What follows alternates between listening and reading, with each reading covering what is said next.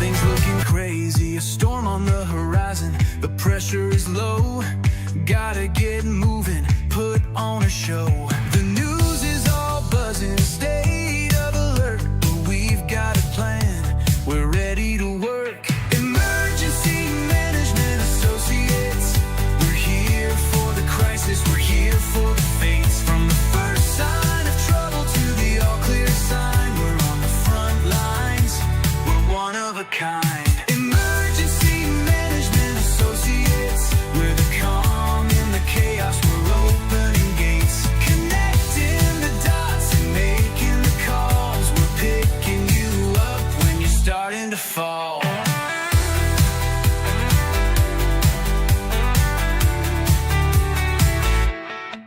See a little fire or a rising flood, we're a well-oiled machine, we're running in the mud. From the city hall meetings to the rescue teams, turning worst case scenarios into hopeful dreams. We're training the people, stocking the gear, we're the team you can count on when trouble is near. Emergency Management Associates, we're here for the crisis, we're here for the fates. From the first sign of trouble to the all clear sign, we're on the front lines, we're one of a kind. Emergency Management Associates, we're the calm in the chaos, we're opening gates, connecting the dots and making the calls. We're picking you up when you're starting to fall. It's more than a job, it's a calling, you see. Prepared for the present and what's yet to be. Every second counts, we're ready to react for our communities. We're making an impact.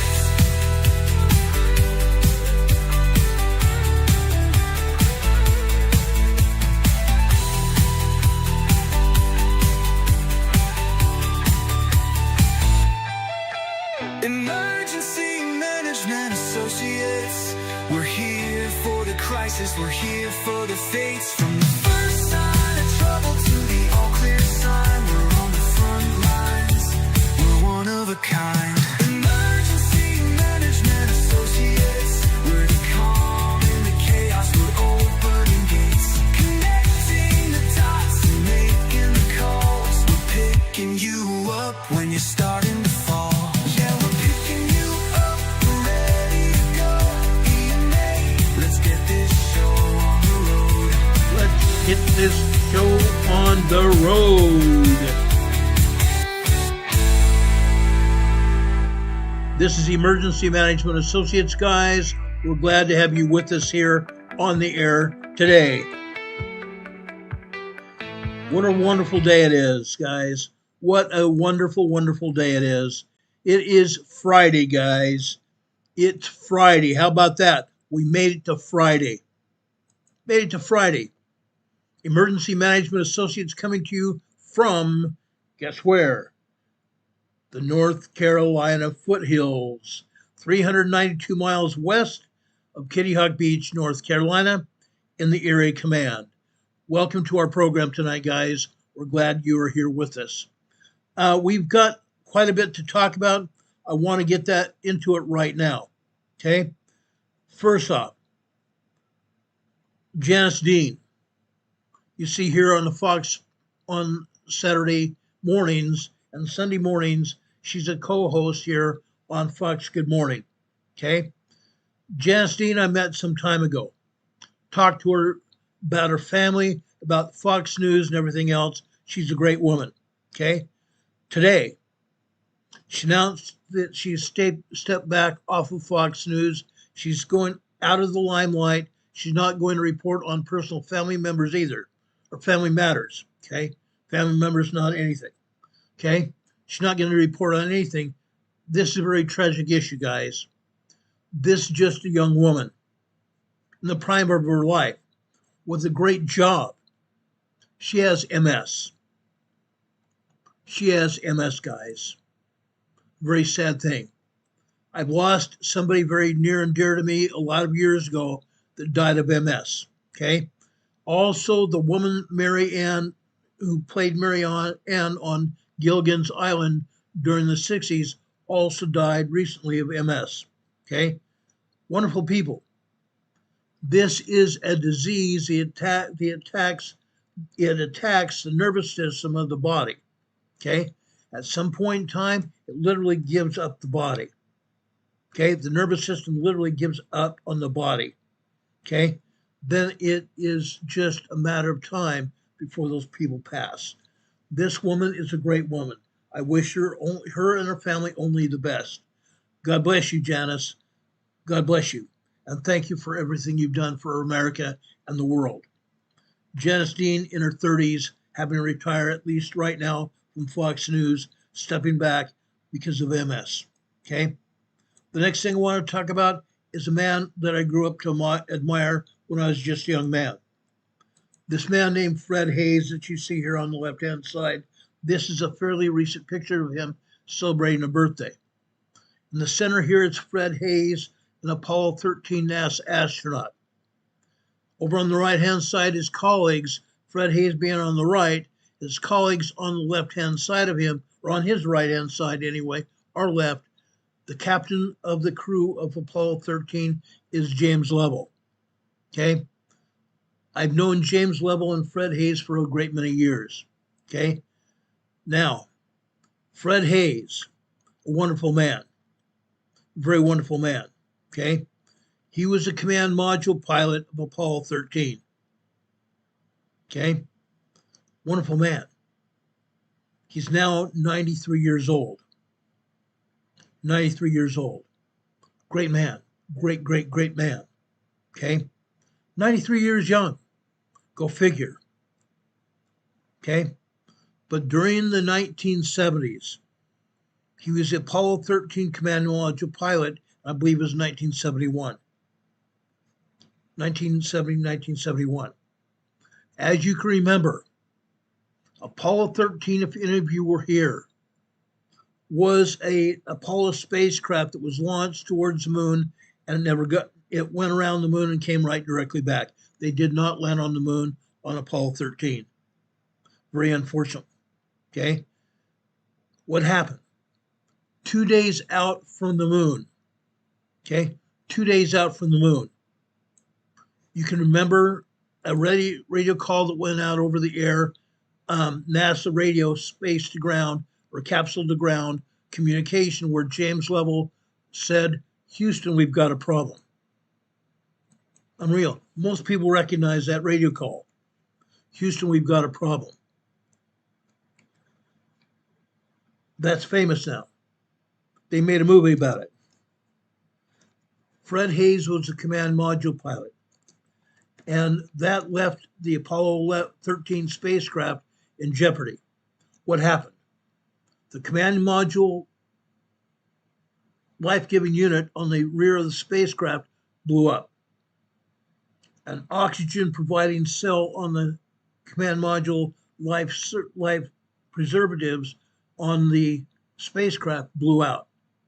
Okay? Blew out. Knocking out electricity on the spacecraft, knocking out air on the spacecraft, because if the air was leaving the backside of the spacecraft, there was a real problem. A very huge problem. Fortunately for the astronauts, they remained calm, cool, and collected. They took air hoses from their spacesuits and connected it to the lunar module spacecraft. The lunar module separated from the command module on descent to the moon. The command module was used as a life raft. They connected the air hoses from their spacesuits and connected them to the lunar module itself.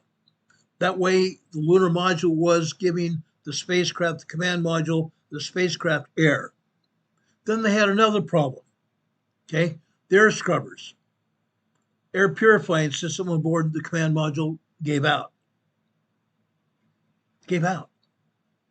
They had to use the lunar module air scrubbers to supply fresh air to the command module. Okay, so use the air purifier modules and rehab them with duct tape and hook them up to the command module to provide fresh air to the command module. Okay, Fred Haise, again, was the command module pilot. The overall mission pilot was James Lovell, who you see on the left-hand side of the far left or far right photograph. Okay?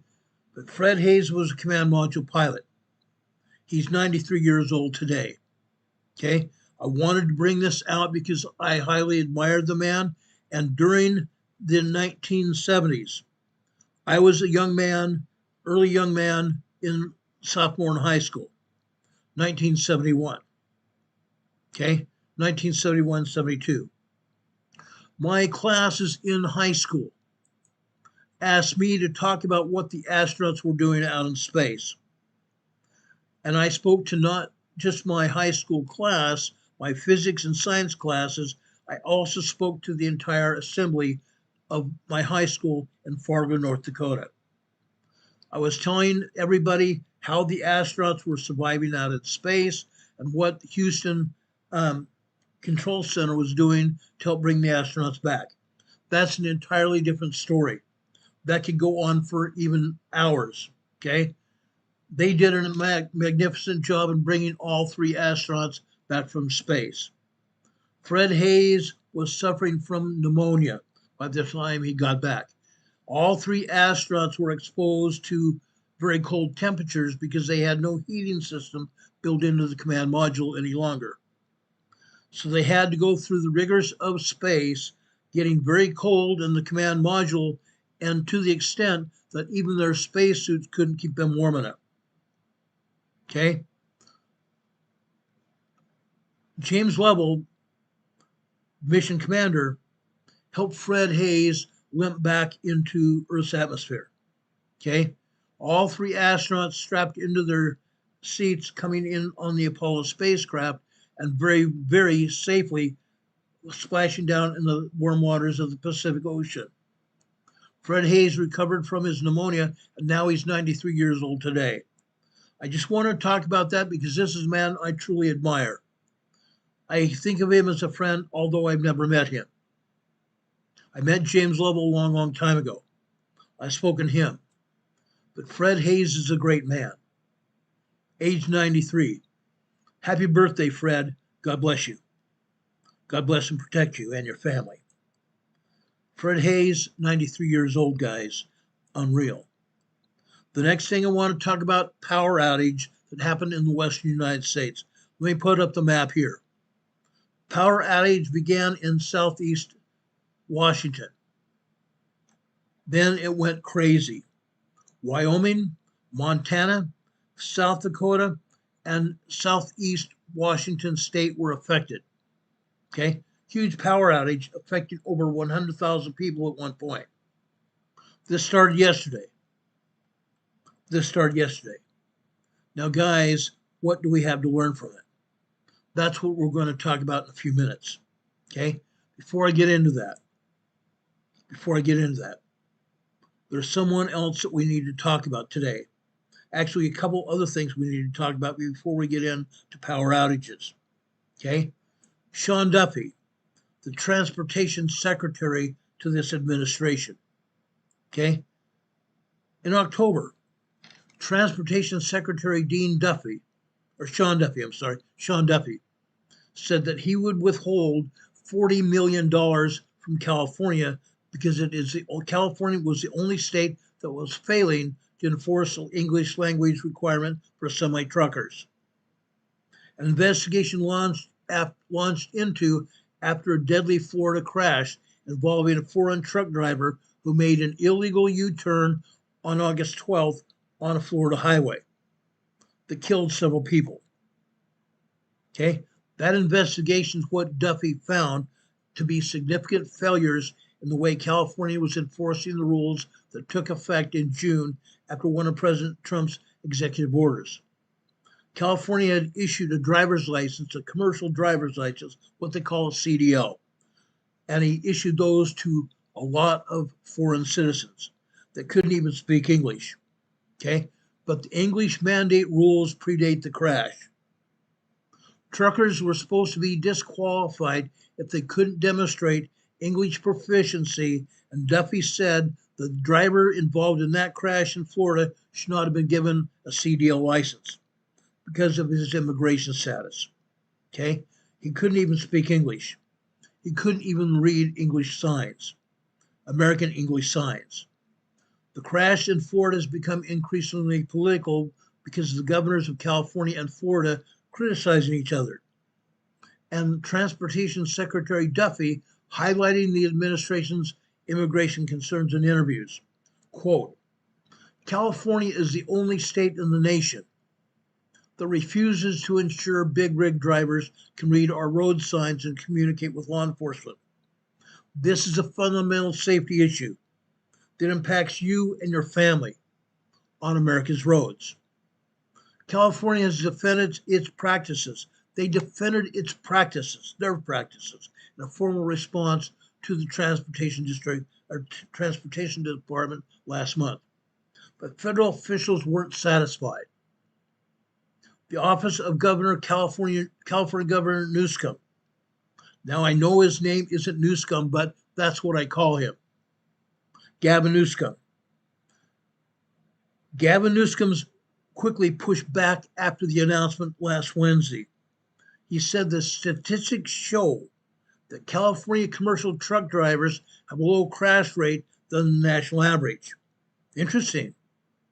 But Duffy said that he announced his concerns in August, that California had conducted roughly 34,000 inspections that found at least one violation since the new language standards took effect.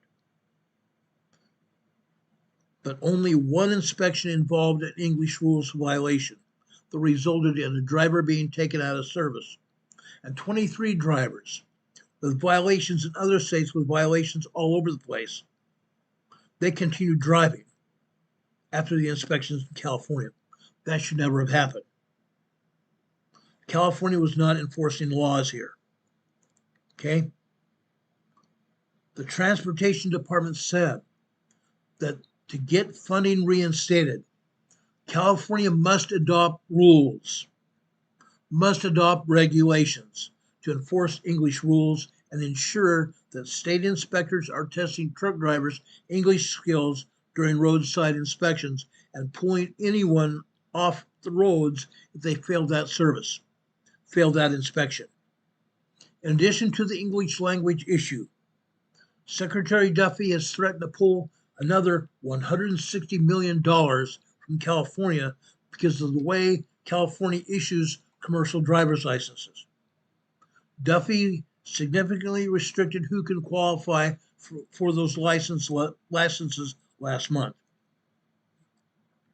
3 people died when truck driver Harjinder Singh made an illegal U-turn on a Florida highway, about 50 miles or 80 kilometers north of West Palm Beach, and a minivan slammed into his trailer. According to Florida's Highway Patrol, Singh and his passenger were not injured. Singh is being held without bond in a Florida jail after being charged with 3 state counts of vehicular homicide and immigration violations as well. Singh's lawyer has previously declined to comment on the case. The crash has received intense scrutiny because of the questions about Singh's immigration status, because investigators said that he failed an English proficiency test afterwards. Failed it. Duffy and Florida officials blame California as well as Washington State for issuing him commercial driver's licenses. Washington State is also involved because they also issued him a commercial driver's license for the state of Washington. But California officials have said he had a valid work permit at the time. But it doesn't matter whether he has a work permit or not. He should not be on California roads or any road here in the U.S. at all. He violated the law. And the California state government also violated the law. And New Mexico also released a video of a traffic stop that showed Singh communicating with an officer effectively after he was pulled over there in July. Duffy, President Trump's, and Florida Governor Ron DeSantis have all been trading barbs with Newsom over the crash and whether Singh should have been driving a truck at all. Newsom's office said California followed all the rules when it issued Singh a driver's license in July of 2024. While the federal government confirmed that at the time he was in the country legally, Duffy and Florida officials have said that Singh is from India, entered the country illegally from Mexico in 2018. Singh entered the United States of America illegally in 2018. California plans to revoke 117,000 commercial driver's licenses given to immigrants after discovering that the expiration dates went past when the drivers were legally allowed to be in the U.S. 170,000 driver's licenses are being revoked as a result of the immigrants still being in this country illegally when their immigration status expired. That was confirmed on Wednesday this week. This announcement follows harsh criticism from the Trump administration about California and other states granting licenses to people in the country illegally. This issue was thrust into the public's consciousness in August, when a tractor-trailer driver, Singh, was not authorized to be in the U.S. and made an illegal U-turn on that Florida highway that killed 3 people. Duffy said Wednesday that California's action to revoke these driver's licenses is an admission that the state acted improperly, even though it previously defended its licensing standards. California launched its review of commercial driver's licenses it issued after Duffy raised the concerns. Only after Duffy raised the issue. Unreal. After weeks of claiming that California did nothing wrong. Weeks of claiming that California did nothing wrong. Interesting enough, guess what? It didn't stop there. Okay? Gavin Newsom and California itself have been caught red-handed. 170,000 illegal issued driver's licenses, illegal issued California CDLs, trucker's licenses. Now those illegal driver's licenses are being revoked. This is just a tip of the iceberg here. Duffy said his team are going to continue to force California to prove that they have removed every illegal immigrant from behind the wheel of semi-trucks and school buses as well. Transportation Secretary Duffy warned Sunday that he is about to make good on a threat to revoke millions in federal funds for California, because he says the state is illegally issuing commercial driver's licenses to non-citizens. Duffy said Governor Newsom has refused to comply with the Department of Transportation's rules that require the state to stop issuing CDLs. Plain and simple. To stop issuing the CDLs and revoke and review those that have already been issued. So 1, he's planning to pull $160 million from California. That's 1. Okay? And as we pull more and more money, we also have the option of pulling California's ability to issue commercial driver's licenses, period. The federal government has the option of pulling California's ability to issue commercial driver's licenses. Now, Eva Spiegel, who's a spokesman for the California Department of Motor Vehicles, said that the Trump administration has no legitimate basis to withhold federal highway transportation funds. She said, quote, the federal government previously allowed commercial driver's licenses for asylum seekers and refugees. On September 26, they announced emergency regulations to cease this practice that went into effect on September 29th. California, she said, is in compliance with these regulations and will remain in compliance with federal law. That's what they're saying. But we'll see what happens. But again, Sean Duffy is going to pull $160 million from California roadways to prevent California from getting that money to do anything. As we know, Newsom has also been appropriated money before, and he's confiscated it himself. He was given money after the California fires. The money was supposed to go to victims of the California fires, and now nobody knows what happened to that money. That's not the only case here. One other case where there was money appropriated for homelessness, that money also disappeared.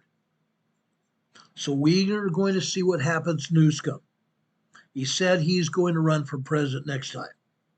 We'll see what happens with that. I personally don't think he'll survive, because when he gets it pulled, when he gets that money pulled from California, the federal government is also going to go after him and find out where millions upon millions of dollars went that were supposed to be appropriated for victims of the California fires and also for the homelessness in California. We'll see what we see. Okay? Any questions about that? Any questions about that? This is a big deal. This is a huge deal.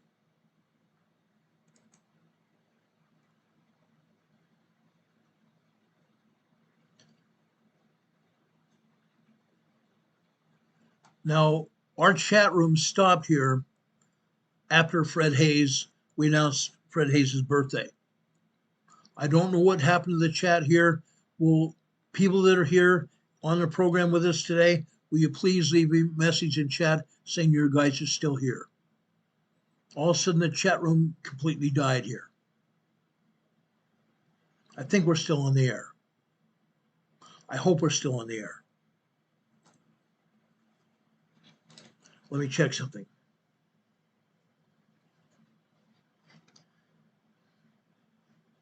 I shut my phone off from callers when I go on the air to make sure we're not interrupted.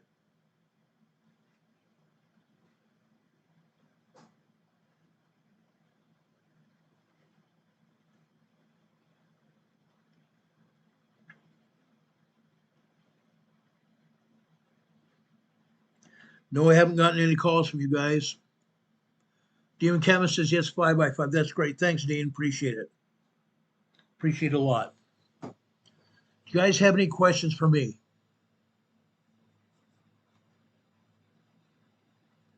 Mr. Stevens is here. Thank you for being here. Brother, appreciate you. Appreciate you guys.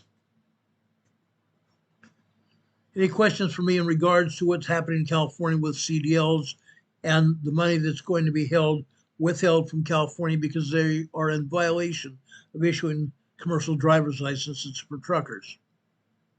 Crazy. It's insane. Now, I want to talk about power outages. This is Friday Preparedness Day. Friday, we talked about emergency preparedness here. Okay? Now, why? Why do we talk about preparedness? Because we want people to be prepared for whatever happens. Okay? Let me first talk about something else here. Okay? Something big happened yesterday. Something big happened yesterday. There was a power outage that affected southeastern Washington, Montana, Wyoming, and South Dakota. Over 100,000 people were affected by the power outage. Big deal. Huge deal. Heather is saying there are programs being buffered or being buffered by YouTube. All my issues here I can't even talk. All our issues here in our control room, in our studio here, says that we're on the air and we're live. We don't have any buffering problems at all. Our CPU on our computer keeps us on the air, is alive and well here. Our CPU is healthy here.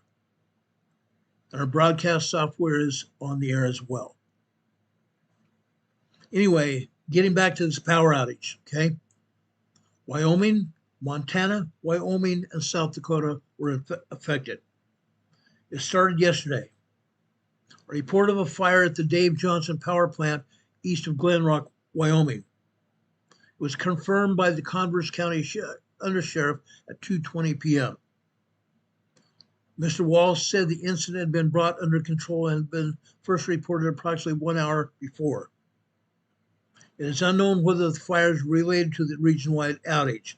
The fire was at a power station, the Dave Johnson Power Station, east of Glen Rock. Starting about noon yesterday, TV station KOTA Territory News started receiving multiple reports of power outages stretching across the Black Hills, areas northeast of Wyoming and parts of Montana. Even Rapid City, South Dakota officials said the Black Hills energy crews are working on restoring power in some areas. Meanwhile, police were working with the Pennington County Sheriff's Department to help guide traffic at major intersections that were impacted by the outage. That's a big deal, even as far east as South Dakota. Due to the outage, Rapid City Transit stopped service until 2:30 p.m.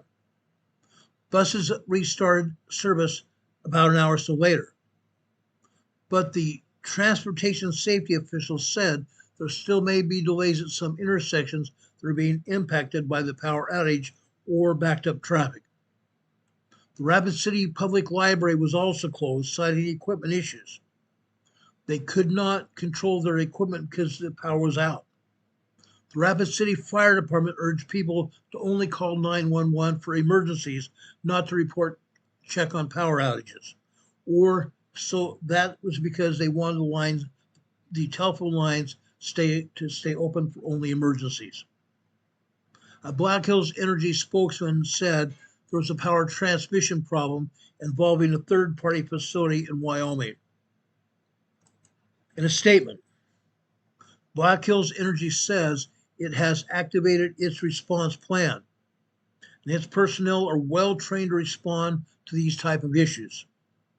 The Pennington County Courthouse was evacuated due to electrical issues after reports of popping sounds and smoke. While power has since been restored, as of about 1:30 p.m. there in Gillette, Wyoming, after reported citywide outage there, High Plains Power has shared they are monitoring a large power outage, and the crews are en route to various locations, starting in eastern Washington, spreading into Wyoming, Montana, and South Dakota. Rocky Mountain Power reported 51 outages in Wyoming, affecting 10,190 customers. 51 outages in Wyoming, affecting 10,190 customers. As power continued to be restored, traffic light controlled intersections were dark. Police, sheriff's offices, and also the fire departments were saying if those intersections are dark, please treat them as four-way stops. That is very typical throughout this country and abroad. Now, Casper, Wyoming reported they were aware of a power outage affecting 25,952 customers in Casper, Wyoming, and the surrounding areas. They updated their Facebook page. Rocky Mountain Power said they updated theirs. The cause was under investigation. The estimated time of restoration was 9:45 p.m. last night. 9:45 p.m. last night. The current Rocky Mountain Power outage map indicated a heavy concentration of outages from Casper to Glendo. According to the Powder River Energy Corporation, Precorp, they said they were addressing a big outage at the grid level affecting 26,000 Precorp meters in northeast Wyoming, along with multiple other states, including Basin Electric, Pacific Corp, and others. As crews from multiple utilities worked to restore outages, they said that customers could experience brief lights on and lights off situations. For the most part, the pre-court messages said, be careful. If you activate your generators, your backup generators, know that stoplights and other electrical safety features in towns might not be working. That is, if you activate your electrical generators at your home, your backup power, turn off the power to your power box. Turn off your power to the power box. Let the generator do its job after you turn off the power from the power box. If you don't do that, when the power would come back on, it will be a surge, and it might cause a fire or even a calamity in your home because of shorts. High-powered shorts caused by an abundance of voltage. So if you have to have power and you're out of power, you activate your backup generators, turn off your power boxes, turn off your switch boxes, and then and only then activate your backup power generators to power your home. Okay? The Fremont County Emergency Management Agency informed residents, quote, if you are experiencing long-term power ongoing outages and you need to recharge your batteries for your medical devices or even power your medical devices, and this goes for everyone around this country and around the world, contact your emergency management agency in your town or city or your county. Contact them and see where they can provide power to your oxygen devices. Okay? You have to recharge or activate or keep active your medical devices. Contact your emergency management agencies, your cities, your towns, and your counties, provinces around this world. That way you don't die as a result of power outages. Okay? Contact your emergency management agencies to maintain your power to your medical devices. Okay? As always, if you need to reach out to emergency services, dial 911 if you're in need of immediate medical attention. Outages affecting customers of multiple utilities in different parts of the states. That's happened in Wyoming, Montana, South Dakota, and southeastern Washington state. That was after 2:30 yesterday afternoon. The power utilities were aware of the situation and were attempting to restore power after the Dave Johnson power plant in Wyoming went dark and started a fire. Okay? The outages were not isolated individual power components or power companies. Crews were restoring power as of 10:36 p.m. last night. That was the final report about the power outage, 10:36 p.m. last night. All circuits should be back on except one out of Jeffrey City that they were still working on. If you're still out of power, contact your power utility. That is why we're going to be talking about power outages tonight. Power outages. Demon Catman says it could be the solar flares. That is possible. Solar flares have been said to cause fires at the utilities, at the power companies' utilities. The big power plants that you have on the outside of your town or various parts of your town. They're powered by a power station. When we get a power surge from space, plasma energy from space, plasma radiation, it comes in, affects everything. It affects power grids. It overloads power grids with power, and they shut down and cause fires. That's possibly what happened yesterday, because we've had a great deal of solar flare plasma radiation hit the earth in the last 3 days. And it could be a continued problem for a good long time now. Everyone needs to know this. Everyone needs to know this, guys. That's why we're talking about this tonight.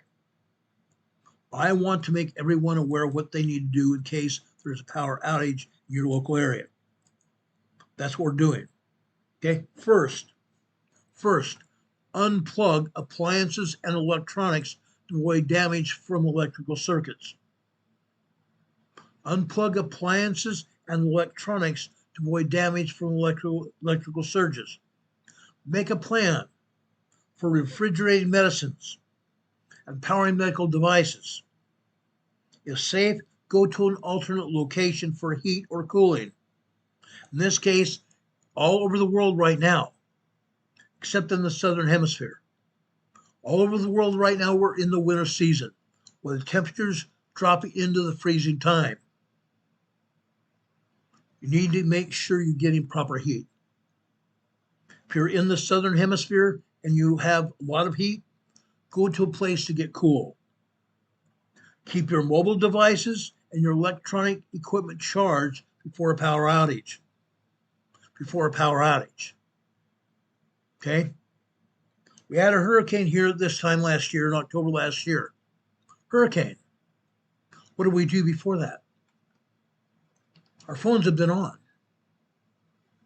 I hooked up our phones to our devices that were charged, backup batteries. Carol and I recharged our phones both 3 times. 3 times. That's great, isn't it? It really is. We were very safe. This is the device we use here, a backup battery for our phones. Over here on one end of it, we're able to come in here and plug into this backup battery, a solar battery. We both recharge our phones here 3 times. The solar panel on the front of this actually works. Also, there's a light right here for emergencies. That worked wonders. That worked wonders, guys. Also, I'm going to tell you this.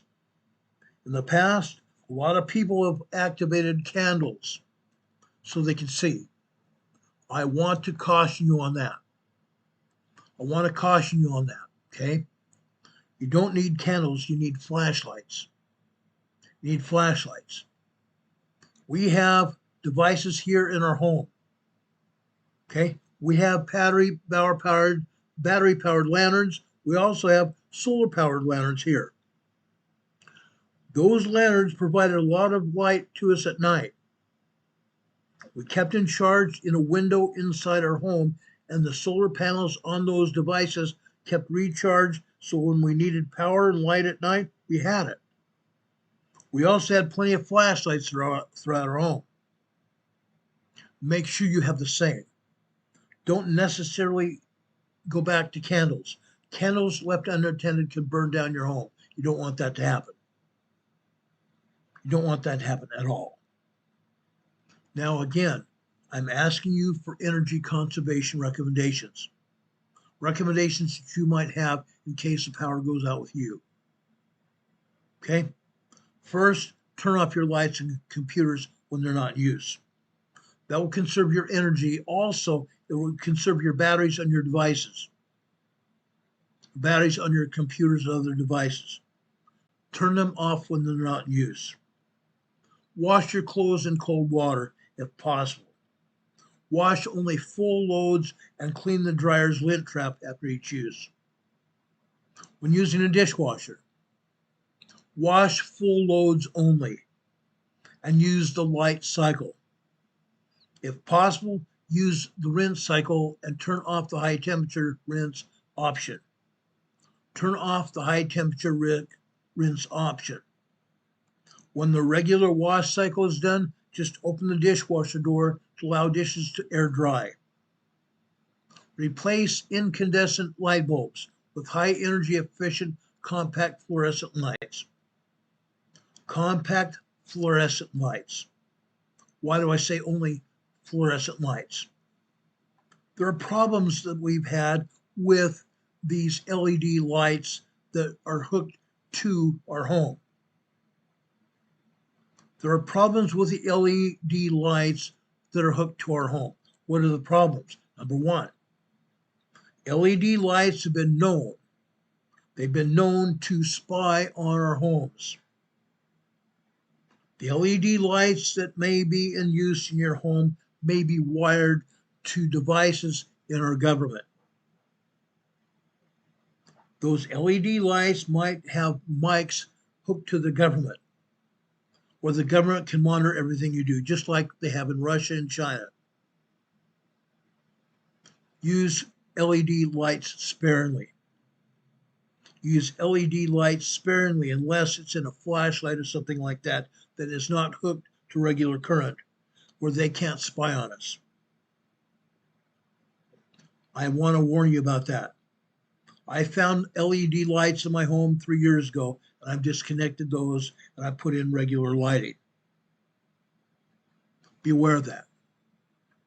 Be fully aware of your LED lighting. To help preserve your food, keep the following supplies in your home. To preserve your food and make sure it's fresh, keep the following supplies in your home. 1 or more coolers. They're inexpensive. You can buy the styrofoam coolers very inexpensively. We have several different kinds of coolers here in our home. Okay, surround your food with ice. Surround your food with ice. We frequently pack part of our freezer in our refrigerator part of our home with blue ice. That way we can take the blue ice and put it in these coolers and put our food that might perish inside that cooler, including medicine, including diabetes, insulin, and other things that need to be refrigerated. Okay? Surround your food with ice in your cooler or in the refrigerator. That will keep the food cooler or colder over a long period of time during a prolonged power outage. Our power outage last year lasted a day and a half where we live. Many other cases it lasts 2 or 3 days, 2 or 3 weeks, and into 2 or 3 months. That is a long time to be without power. That's why we're talking about power outages right now. Now, a digital quick response thermometer is an ideal situation. You can buy digital quick response thermometers all over the place.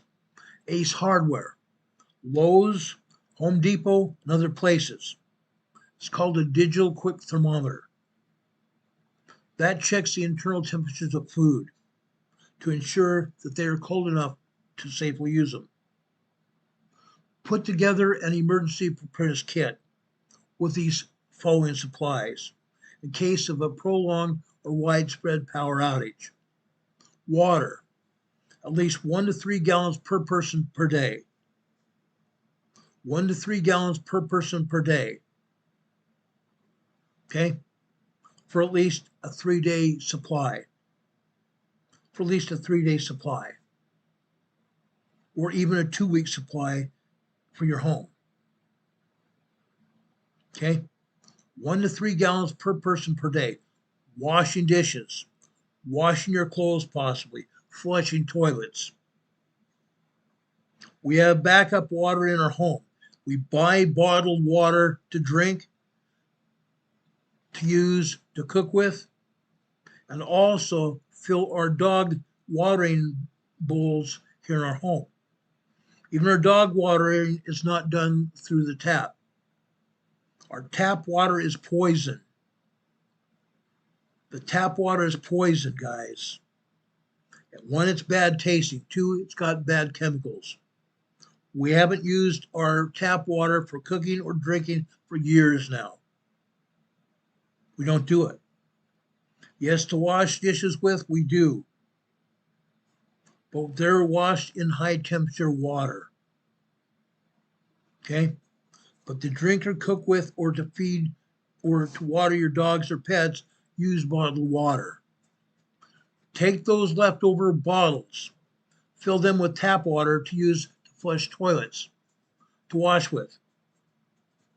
Don't use it to drink with. To wash with and flush toilets. Use regular bottled water that you buy to drink, to eat, not to drink, to fix food and to water your animals. Bottled water. Make sure you have non-perishable food in your home. Easy to prepare items. 3-day supply for evacuation. at least a 3-day to 2-week supply for immediate evacuation of your home. Okay?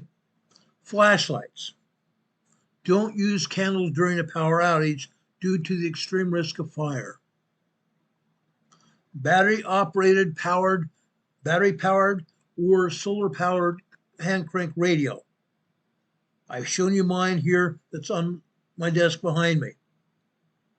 A National Oceanographic and Atmospheric Administration weather radio. It's battery powered, it's got a crank on it, also has a solar power on the top of it. Okay, make sure you have one of those. They're very inexpensive. They run for anywhere from $10 on up to $40 for an AM, FM weather radio. You need to have one of those if you don't already. First aid kit. First aid kit, guys. Make sure you have one of those. A well-stocked first aid kit. We've talked about first aid kits and what goes into those before. We're going to do that again very soon. Your batteries. Batteries for your weather radio if possible, and also your flashlights. Batteries for your flashlights and radios, guys. Medication. At least a 7-day to 90-day medication supply. A 7-day at least to 90-day medical supply of medications. Okay? Medical items. Medical items in your first aid kit. Multi-purpose tool. A multi-purpose tool like this. Okay? Sanitation and personal hygiene items. Copies of your personal documents. We've talked about this before. Copies of your personal documents. Medication list. Your medical insurance information. Insurance information about your car. Your license. Not your license, but your rental agreements or your mortgage agreement paperwork. Keep all that together. Keep all your driver's licenses copied. Put copies of that in your emergency preparedness kit, along with all the other documents that you have. Driver's licenses, passports, IDs of any kind. Make copies of those and put those in a 1-gallon baggie, sealable, Ziploc baggie, sealable to keep those items dry and in good repair. Okay? Medical information, deeds, leases, birth certificates, insurance policies, keep those in one of those baggies or several baggies. Keep your insurance stuff separate from your lease or rental agreements, your medical certificates, and everything else separate from anything else. Insurance paperwork, keep that together as well. Keep your cell phone chargers readily available. Cell phone chargers readily available as well as your solar-powered phone chargers. Okay? Make sure your family and emergency contact lists are up to date. Make sure your family and emergency contact information is up to date. In the past, I've also counseled you to have extra cash on hand.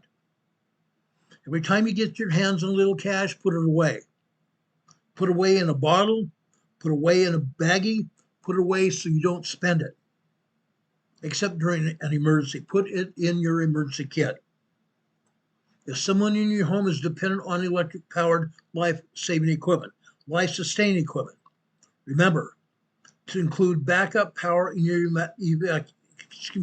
keep in mind you may be needing backup power in your evacuation plan. Keep a non-cordless phone in your home. Keep a non-cordless phone in your home. It is likely to work even when the power is out. Keep your car's gas tank full if all possible. Keep it above halfway. Keep at least a half a tank in your gas tank at all times. And if possible, keep it full at all times. Keep your food as safe as possible. Keep refrigerator and frozen doors closed as much as possible. First, use perishable food from the refrigerator. An unopened refrigerator will keep food cold for about 4 hours. An unopened refrigerator will keep foods cold for at least 4 hours. Okay? Then use food from the freezer. A full freezer will keep temperatures for about 48 hours. 24 hours if it is half full, if the door remains closed. Okay?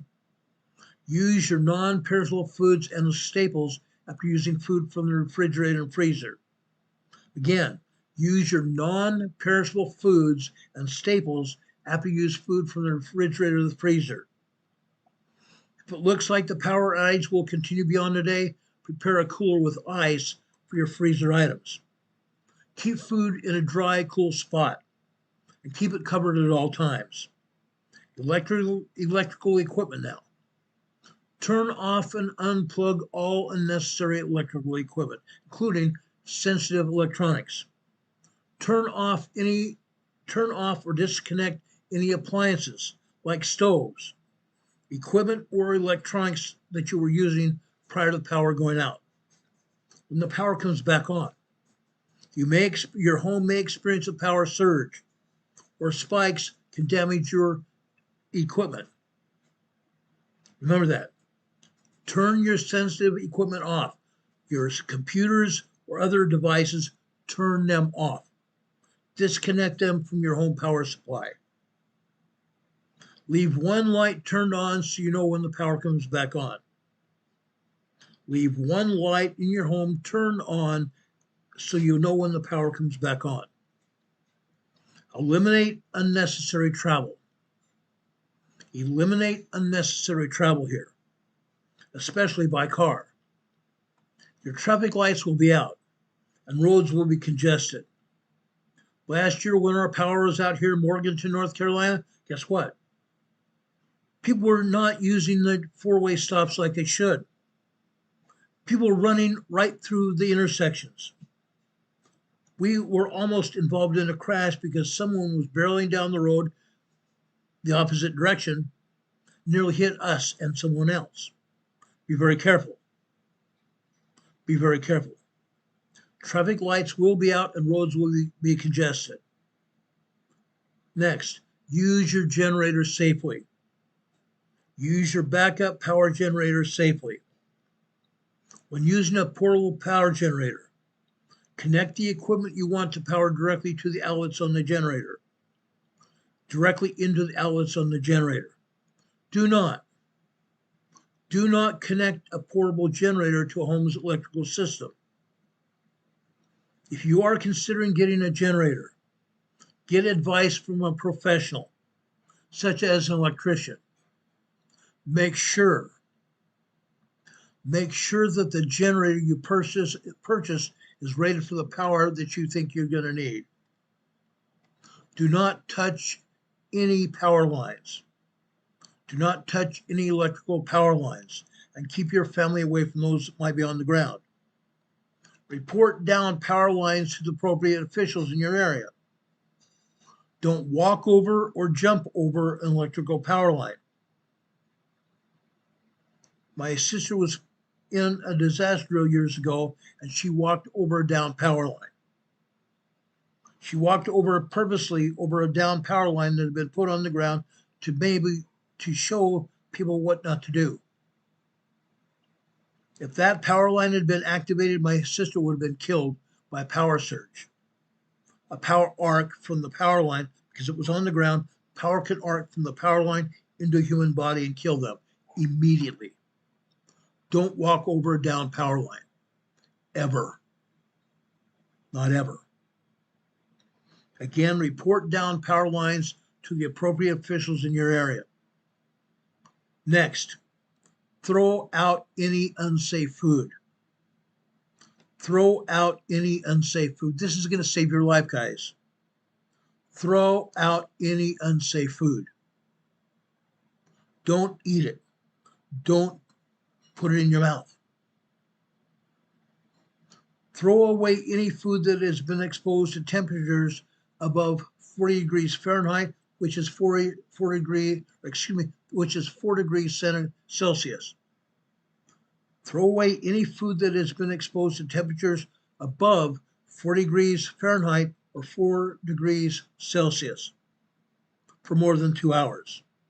Or more than that has been if you observe unusual odor to the food. Throw it away. Throw it away. If its color or texture has changed, throw it away. When in doubt, throw it out. Never taste any food or rely on the appearance or odor to determine its safety.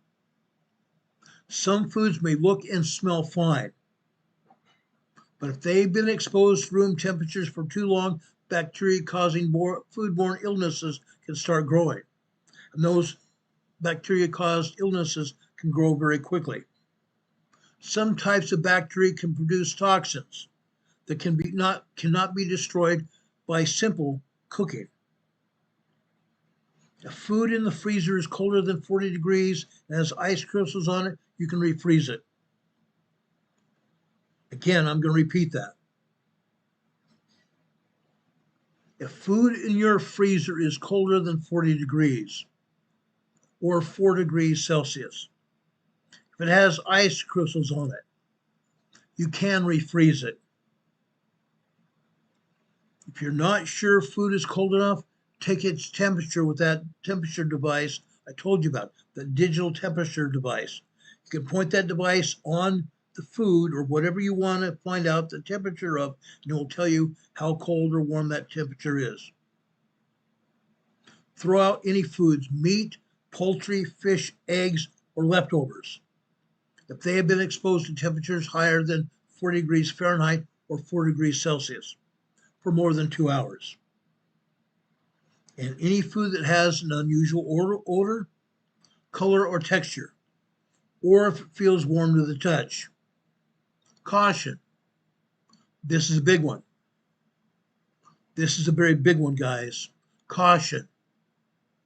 Carbon monoxide kills. Carbon monoxide kills. Never, ever use a generator indoors. If you have an electrical generator, that's different. Okay? If it comes from the sun, it can be used indoors. Just bring the generator indoors and you can use it there. But if it's fuel fired, don't use that generator indoors at all. It can kill you. Carbon monoxide kills. Carbon monoxide kills, guys. Now I'm going to show you a picture of one of our grills that we have here at home. Now, here in this complex where I live, we cannot use an outdoor grill to barbecue with. It's against the rules. In fact, recently we're told that we can't even have it on our patio. Guess what? I'm in violation of the rules, but I was told when I moved here that I can keep it here only for emergencies. Only for emergencies. My barbecue looks just like that. My barbecue looks just like that. I have it here for emergencies, but we're not to use it for a barbecue. I can turn it on with pots and pans on the grill. I can cook food with it, just like a stove would normally in your home. We can use it to cook food with, but we cannot barbecue with it. I keep it here. But again, do not ever use a barbecue grill in your house. That could, one, burn down your house, and two, it could cause carbon monoxide buildup in your home, which can kill you instantly. Too much carbon monoxide in your home can sap the oxygen out of the atmosphere in your home. You'll just die. You'll go to sleep, and the next thing anybody knows, you're dead. Never use a gas generator in your home. Don't use a grill inside your home. Don't use a camp stove or other gasoline or propane, natural gas, or charcoal burning devices inside your home. Don't do it. Don't use them in your garage. Don't use them in your basement. Don't use them in your crawl space or any other partially enclosed area. Locate those units away from the doors. Locate them away from windows. Locate them away from vents that could allow carbon monoxide buildup in your home. Don't allow that stuff to get indoors at all. The primary hazards to avoid when using alternative sources for electricity, heating, or cooking are carbon monoxide poisoning. The primary hazards here to avoid alternate sources for electricity, heating, or cooking are carbon monoxide poisoning, electrical shock, and fire. Carbon monoxide poisoning, electrical shock, or fire. Okay? Lena says the carbon monoxide sucks out oxygen from your home. It does. It does. Install carbon monoxide detectors in your home. Install carbon monoxide alarms in central locations on every level of your home. And outside sleeping areas to provide early warning of accumulating carbon monoxide in your home. If the carbon monoxide detector alarm sounds, move quickly to a fresh air location. Move quickly to a fresh air location where you're only breathing fresh air. Call for help. Call for help from the fresh air location and remain there until emergency crews respond to help you. Let your family know that you're safe. Let your family know you're safe. If your community experiences a disaster, register on the American Cross website.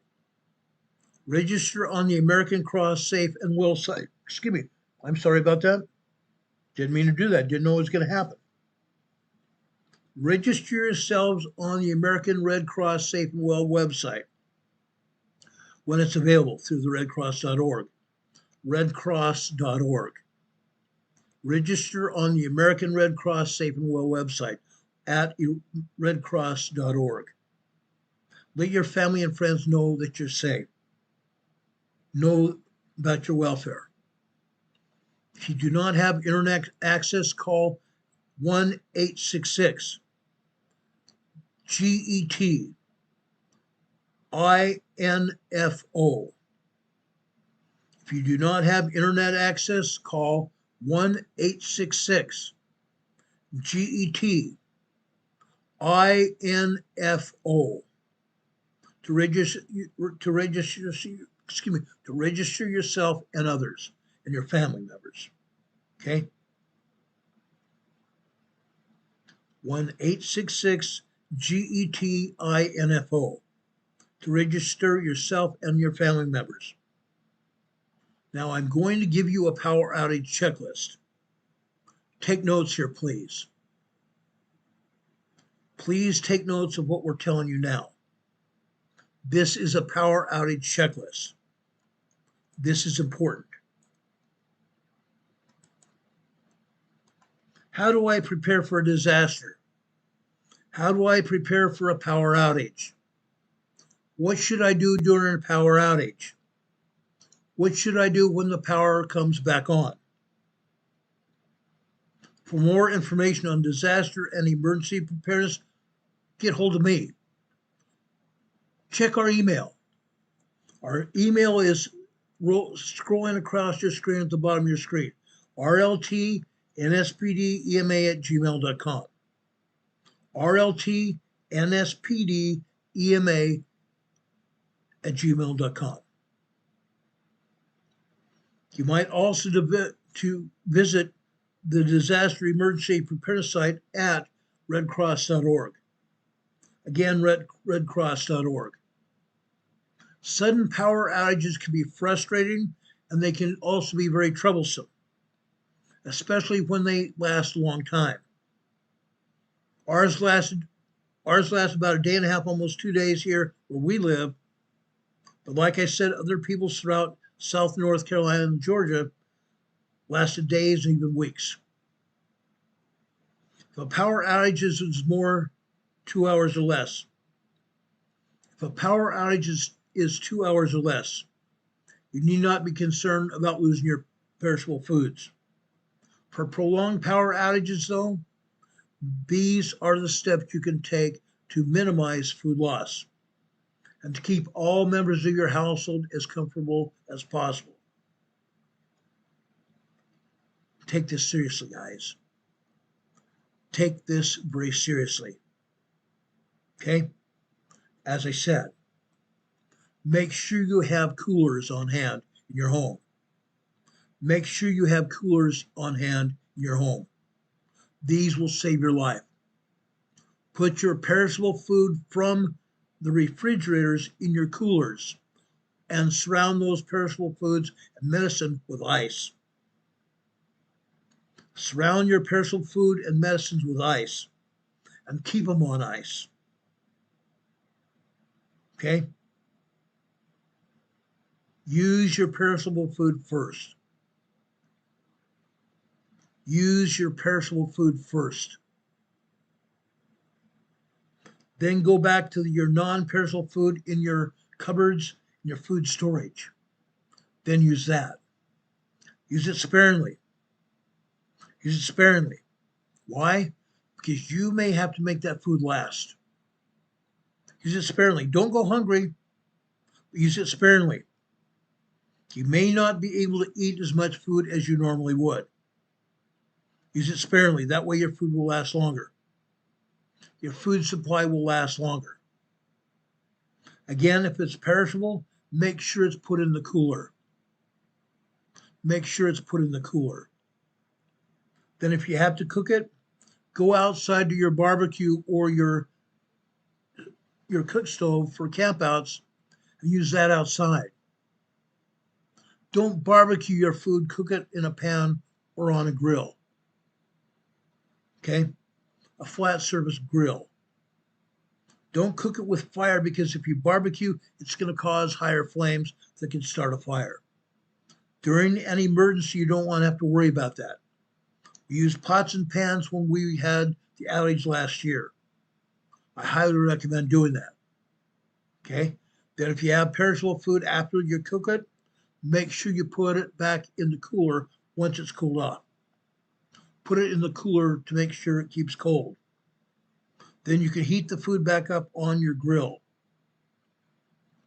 with your pots and pans on your grill. Any questions about this? Do we have any questions? I want to make sure you all understand what we're doing here. Okay?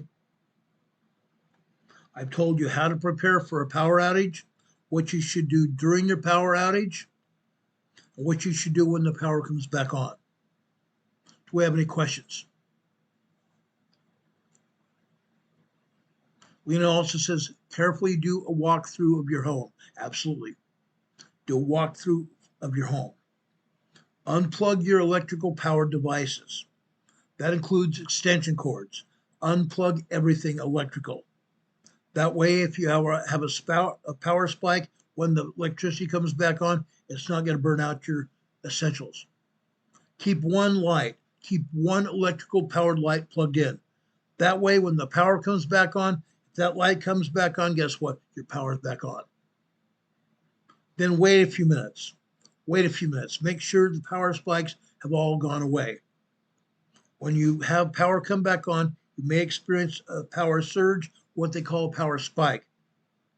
Only use that one light to make sure your power is back on. Unplug everything, including extension cords, because a power surge could burn through that extension cord and cause a fire. Don't do it.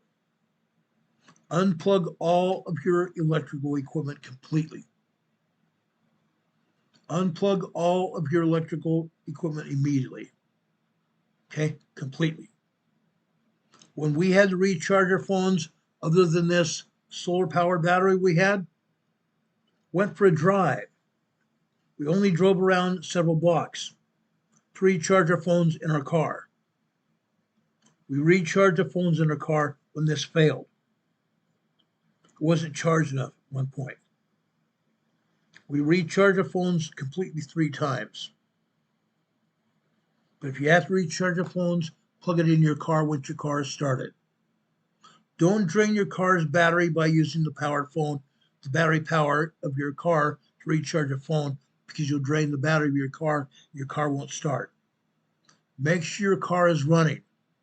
Make sure the car is running away from the home. Away from the home. So the home does not absorb the exhaust from your car. That could be fatal as well. Don't do that. Make sure your car is fully fueled. Make sure your car is fully fueled. Have it at least. Don't let it go down below half a tank.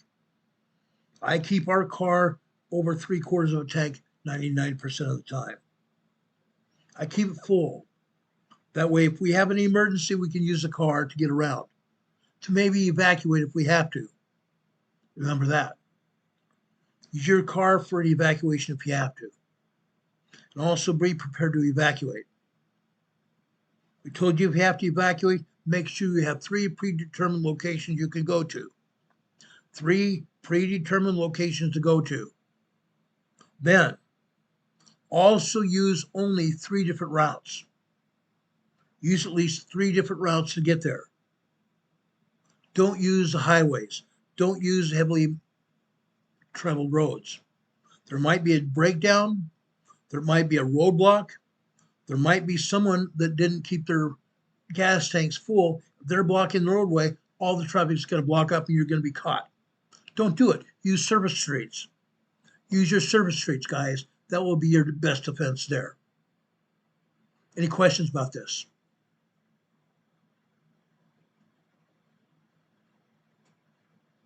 Any questions? Given Catman's recommendation, you must allow for ventilation, and it's best to do it outside when using those things together. Okay? Don't use tea candles, guys. Tea candles for cooking can also put off carbon monoxide. Do that outside. Don't do it inside the house. Do it outside. Any questions?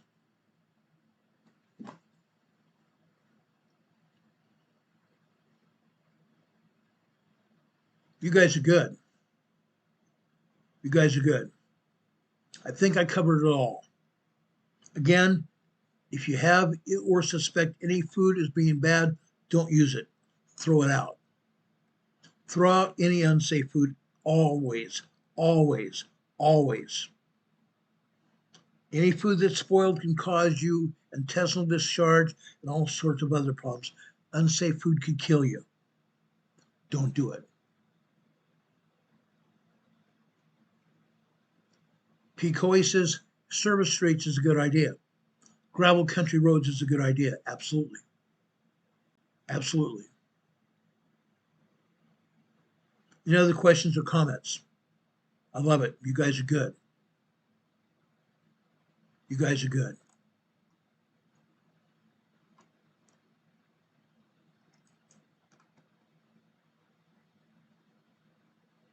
Any questions?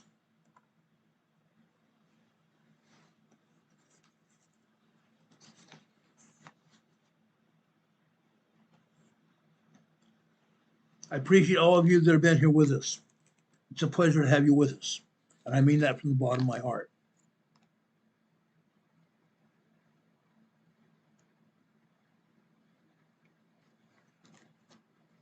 I mean that from the bottom of my heart.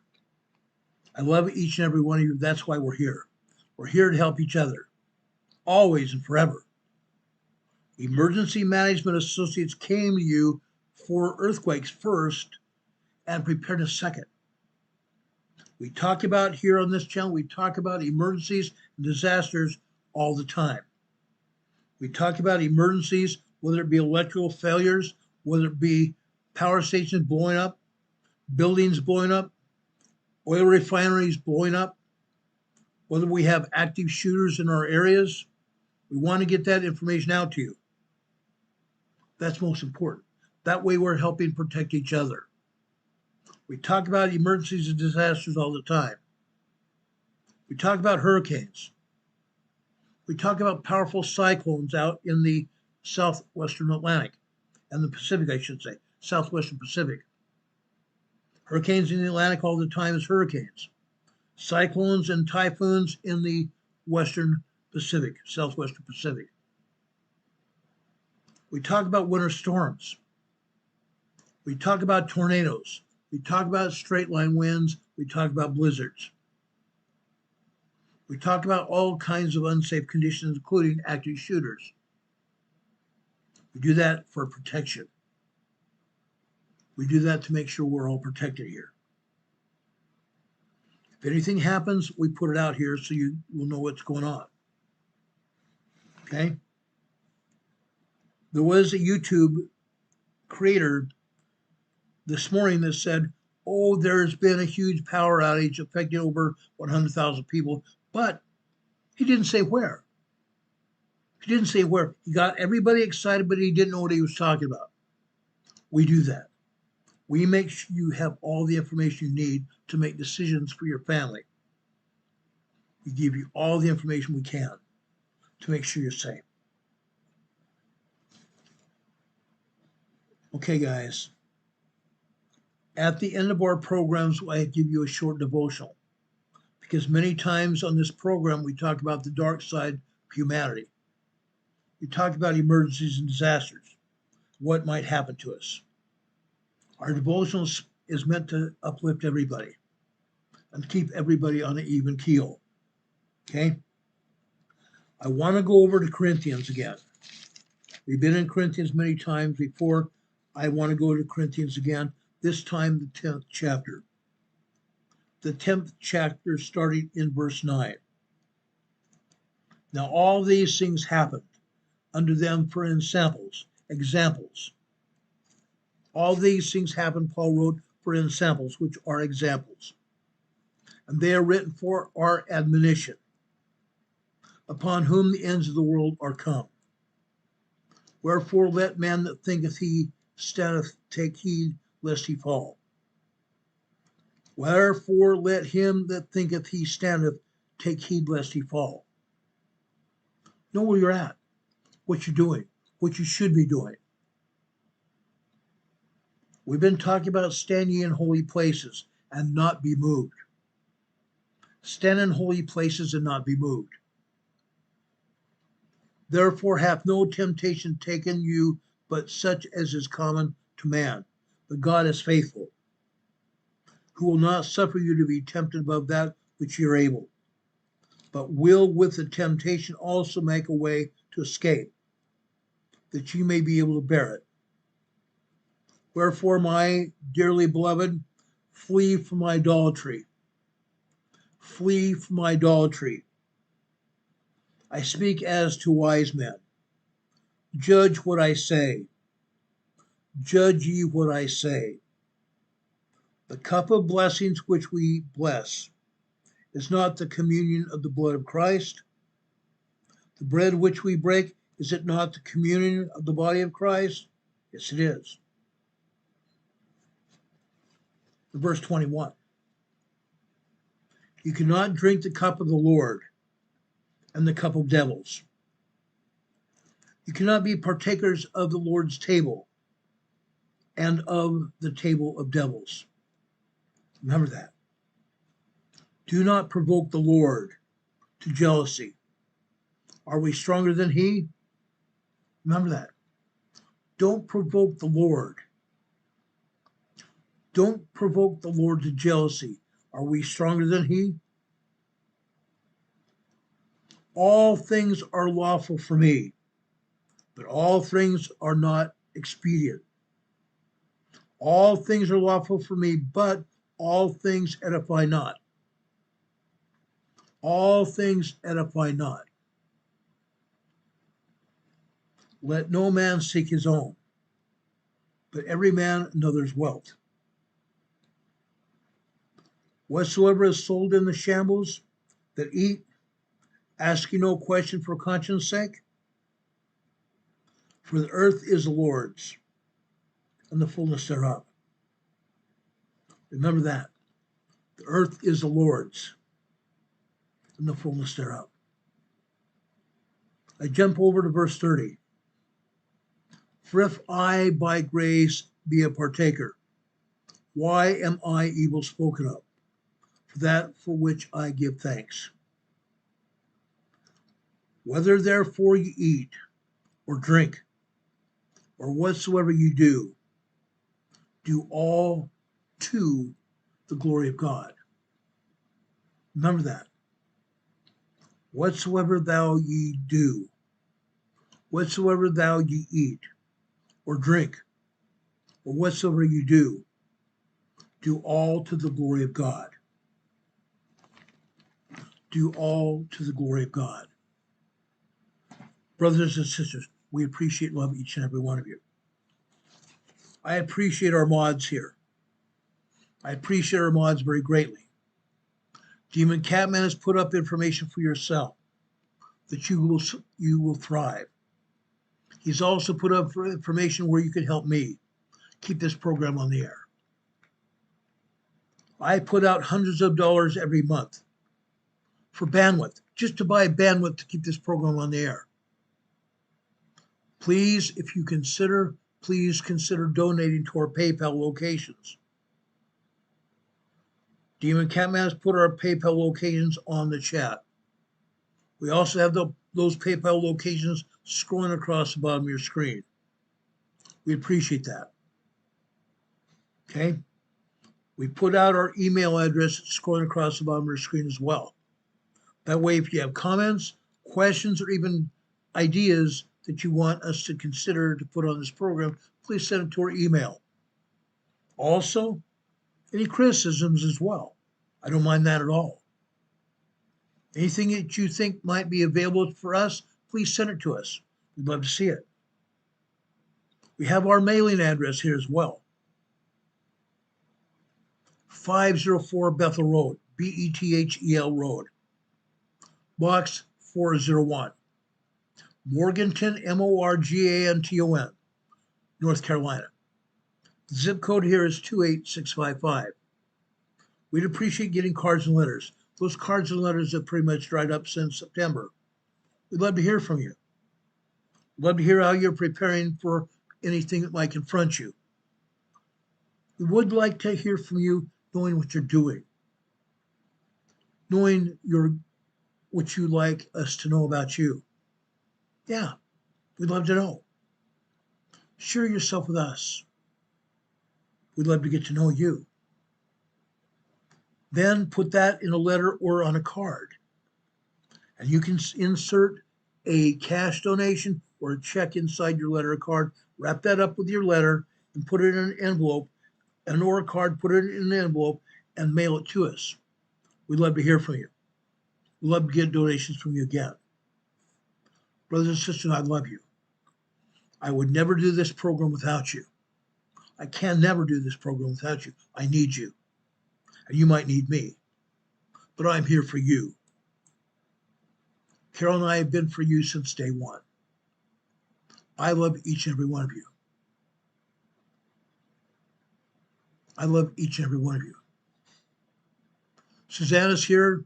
She says in her chat here, I've used a lot of your suggestions because in West Virginia, we lose power all the time.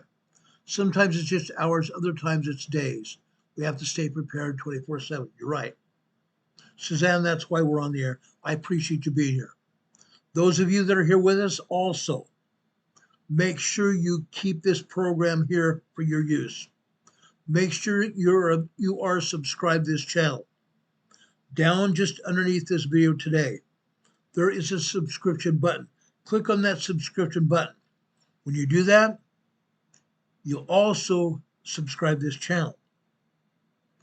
After you do that, right next to the subscription button, there is a little bell icon. Click on that little bell. A drop-down menu of 3 items is going to come up. Click on the word ALL, all.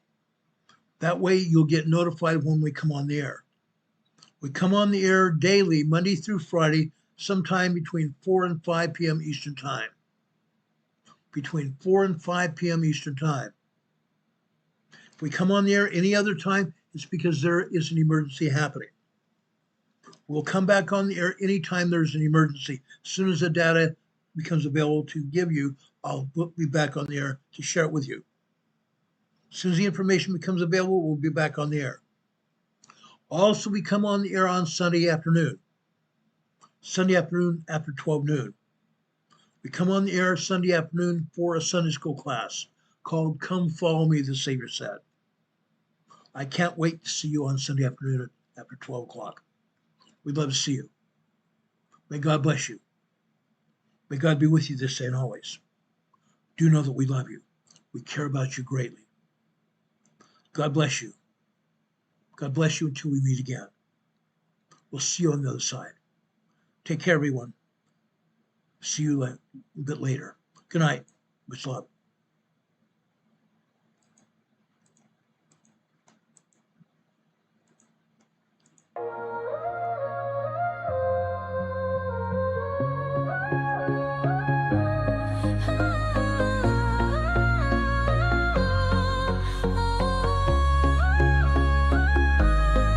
Here at Emergency Management Associates, we're dedicated and true, bringing you the essential knowledge, helping you see things through. From disaster preparedness to navigating recovery's embrace, we're here to guide you in every unpredictable time and place. We break down the complex, make it easy to grasp and absorb, sharing strategies for safety, the vital lessons you can't afford to hoard. So thank you for watching, and thank you so much for your sub. You're a key part of our growing family, a member of our knowledge club. With every like, every share, and every comment you send our way, our critical message spreads further, helping more people every single day. Together we're stronger and more prepared. That's the truth we all abide. You help us build resilience with nowhere for uncertainty to hide. Your engagement truly inspires us.